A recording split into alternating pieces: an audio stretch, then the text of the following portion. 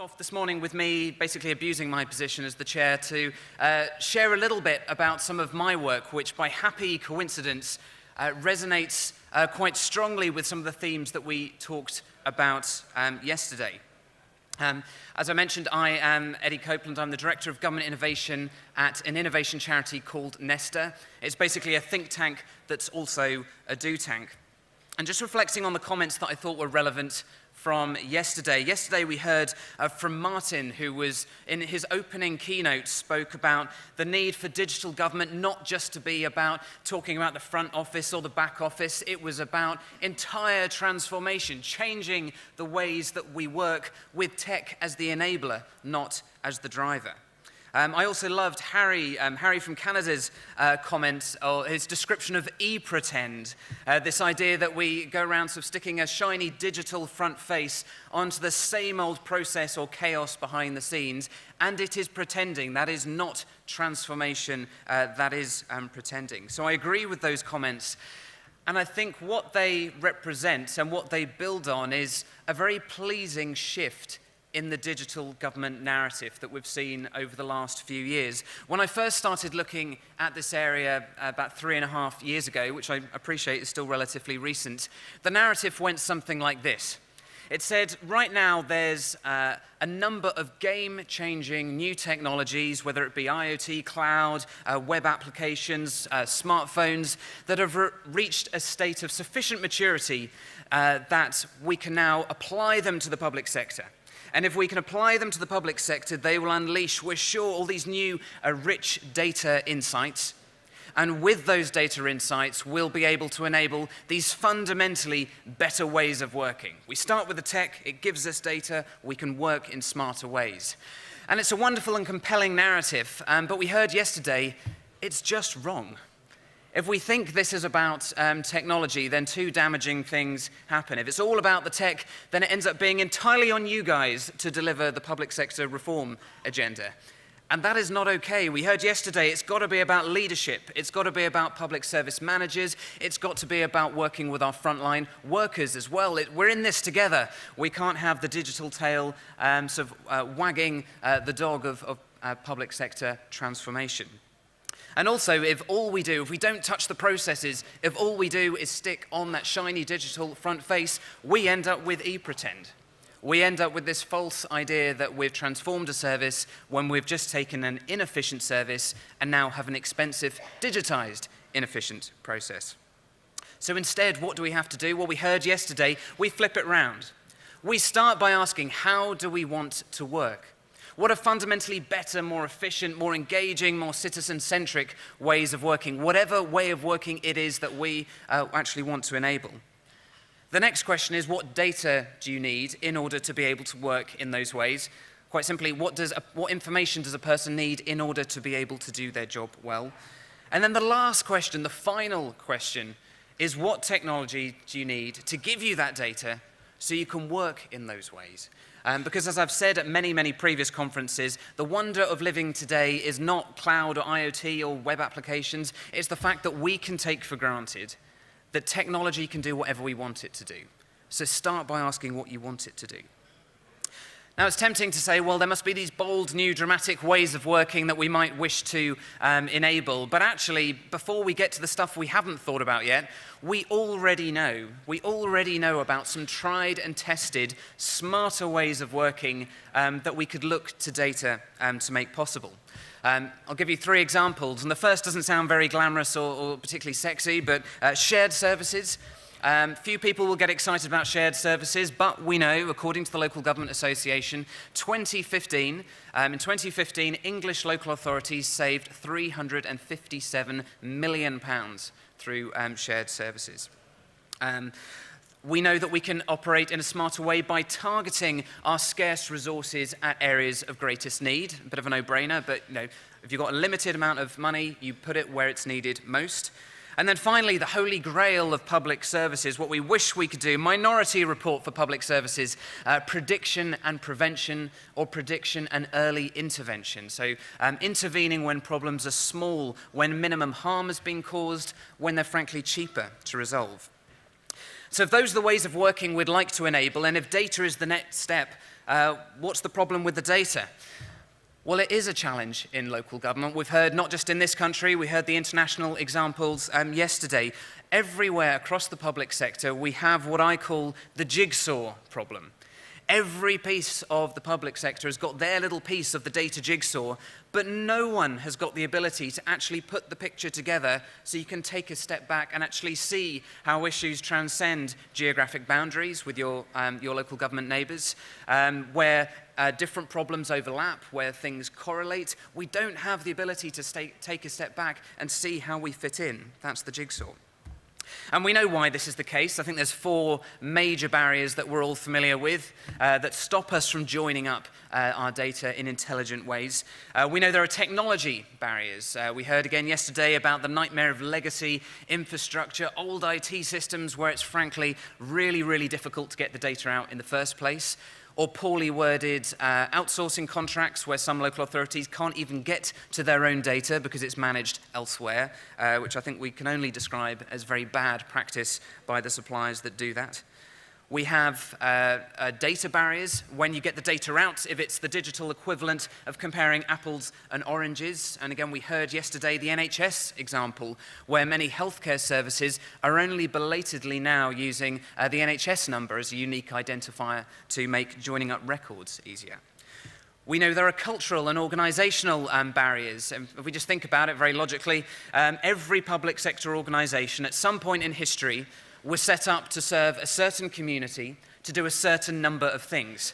And so it's a hell of a cultural leap, an organizational leap, a structural leap, a mental leap to try and think we should be systematically collaborating with our neighbors in more imaginative ways. That's a barrier. And then last but not least, we heard also yesterday about the legal barriers. Legal, both real, in terms of the Data Protection Act or other bits of legislation prohibits you from doing things you might otherwise wish to do.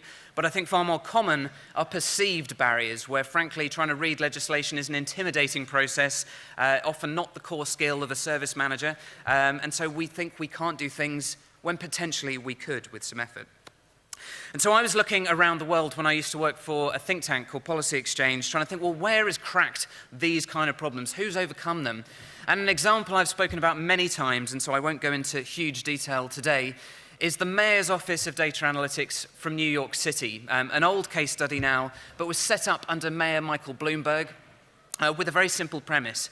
That in New York City, they wanted to have a small office that had the technical, the skills, and the legal resources to be able to pull in data from up to 40 separate public sector organizations, the 5 boroughs of New York, so that they could overcome that jigsaw problem. So that they could overlay data sets on the same map, so that they could look for correlations, so that they could predict and prevent, target their resources, see how issues transcended the entire urban landscape. And they used it to tackle rogue landlords, they used it to predict fires, they used it to support new business development, and they used it to improve their emergency response. And I thought, well, that sounds great. What would it look like if we converted that to the UK? Because it's not straightforward, because in this country we do not have executive mayors. Even the Mayor of London does not have the kind of powers of a Michael Bloomberg or a Bill de Blasio. We have much more powerful local authorities. You may not feel this way, but you are, compared to your, certainly your New York equivalents. And so how do we adapt that model? And this is where I realized the limitations of working for a think tank.